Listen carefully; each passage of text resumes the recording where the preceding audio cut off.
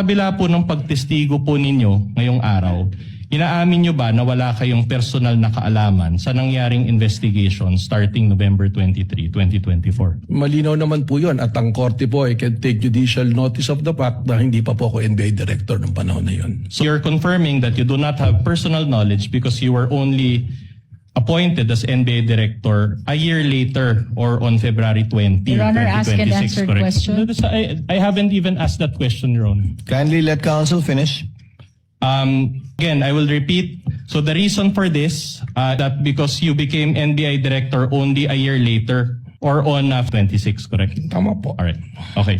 Prior to February 20, 2026, you do not have any personal knowledge of any investigation, correct? Nababasa ko lang po sa balita mga pangyayari. Which is not personal knowledge, correct? Well, yun lang po yung knowledge natin. You're a lawyer, correct? Tama po, 29 years. 29 years. Can you recall Rule 130, Section 22 of the Rules of Evidence?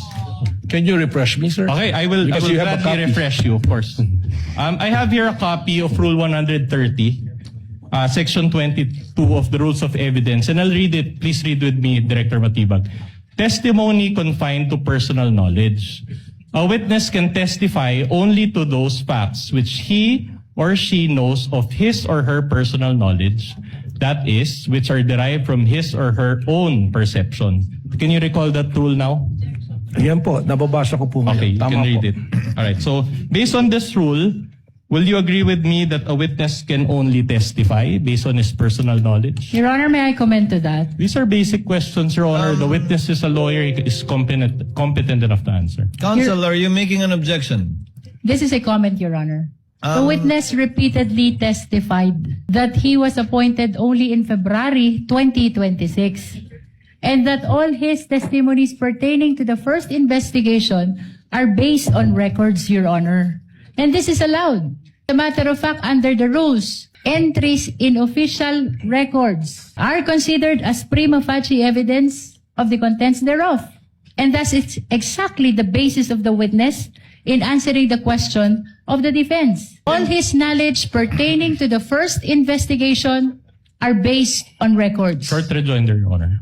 No need, counsel. Distinguished lead prosecutor, the counsel for respondent did not object to the line of questioning of the lead prosecutor earlier, based exactly on the ground cited by the lead prosecutor.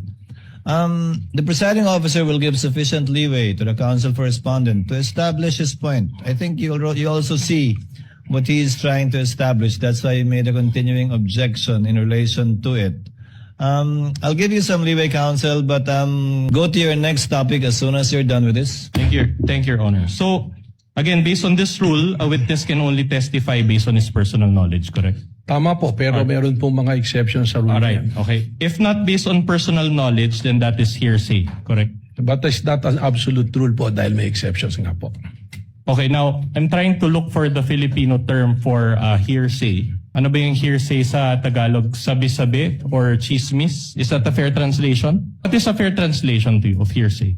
in Your Honor, the Filipino? question of the defense is misleading. He never testified that that is hearsay. No, I'm not As a asking matter him. of fact, he's trying to raise the exception to hearsay. I'm not asking about the exceptions of hearsay. I'm asking a translation of hearsay. May we know- Anyway, I'll move on to... If the witness If the knows, if he does not know, he may say Hindi ko po alam kung anong translation dito sa Tagalog. Okay, so I'll just use my own translation, chismis. Anyway, at any rate, wala kang personal knowledge, chismis lang yon, tama?